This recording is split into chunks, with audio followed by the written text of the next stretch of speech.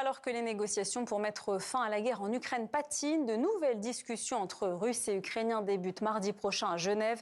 Côté russe, Vladimir Medinsky, un historien et idéologue, sera à la manœuvre. Lou Bureau. Entre Kiev et Moscou, la paix est-elle seulement possible ?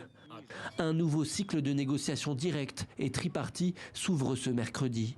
Ukrainiens et Russes, sous égide américaine, vont se retrouver à Genève quelques semaines après l'échec des pourparlers d'Abu Dhabi. Ce sont ces deux hommes qui seront à la manœuvre.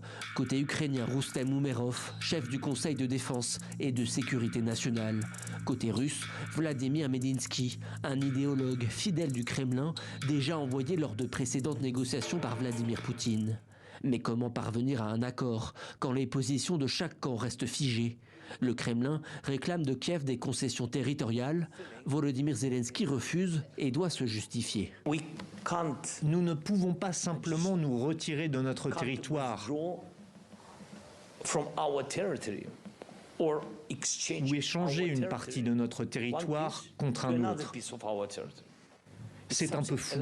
Je suis désolé. Ces derniers jours, à la conférence de sécurité de Munich, le président ukrainien a reconnu ressentir une pression américaine de plus en plus forte. Il estime que seul Kiev est invité à faire des concessions durant les négociations, comme il y a encore quelques jours. Zelensky devra se bouger. La Russie veut conclure un accord et Zelensky devra se bouger. Sinon, il va rater une très bonne occasion. Il doit se bouger. Pendant ce temps, le Kremlin est laissé les mains libres. Moscou intensifie sa campagne de frappe sur l'Ukraine et poursuit ses avancées militaires. Le ministère russe de la Défense publie des images de son chef d'état-major, Valery Gerasimov, en visite sur le front. En 2 semaines, en février, malgré des conditions hivernales sévères, les forces combinées et les unités militaires du groupement interarmé ont libéré 12 localités.